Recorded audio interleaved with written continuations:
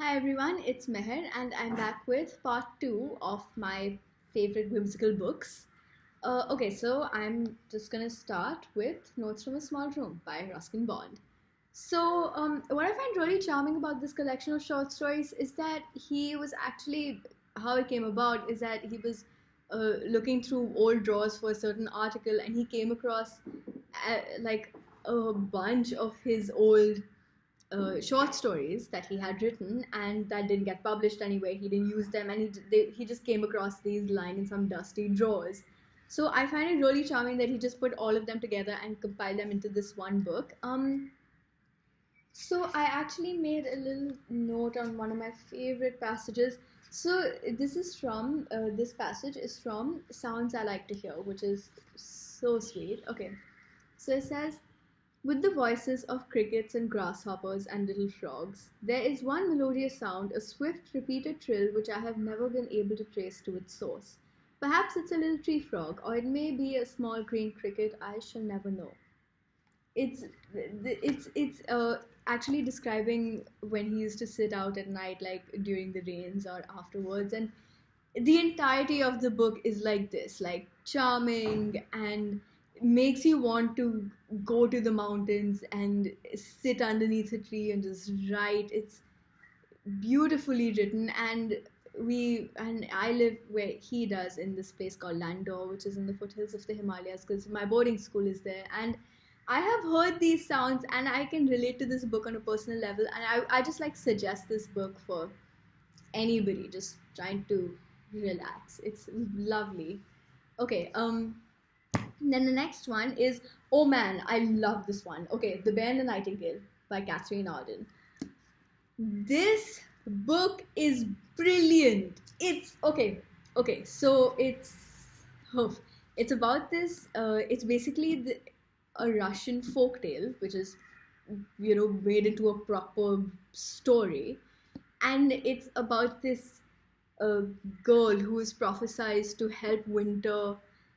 Uh, Winter is like an actual personified character, to help Winter kind of like defeat his brother Death.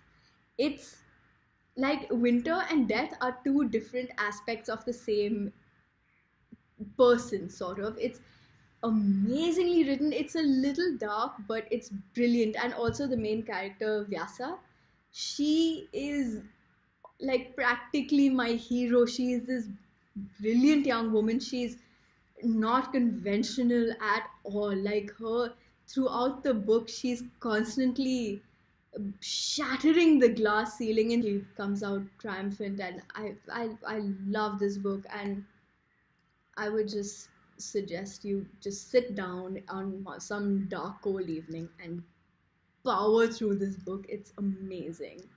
Okay, the final book is this one, The Girl Who Circumnavigated Fairyland in a Ship of Her Own Making by Catherine M. Valente. This book is as adorable as the title is long. It's it's about a girl called September who gets taken away from her home by a man in a green suit riding a panther with a pair of keys, and then she gets dropped in fairyland, and where she meets two witches and this one guy. Hello, goodbye, and many thanks. They send September on a quest to retrieve their spoon, without which they cannot stir up people's futures.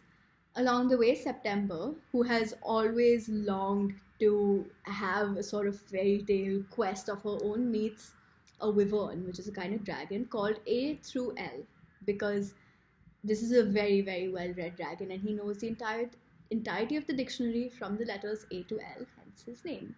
So her ultimate quest is to get a spoon, the wooden spoon from the evil Marquess, and she does that with the help of her friends and a coat. It's adorable. There's like people made of soap, shadows are sentient beings, there's laws against eating fairy food, and it's so sweet. And there's actually two other books after this which I really want to read, which I will. Again, sit down one evening and just read it. I really like this. I took this with me to South Africa, but anyway. So yeah, those are my top three favorites, my next three favorites, and this was part two of my favorite whimsical books to read, and part three will be coming out. Part three will be coming out soon. Thank you all for watching, and bye.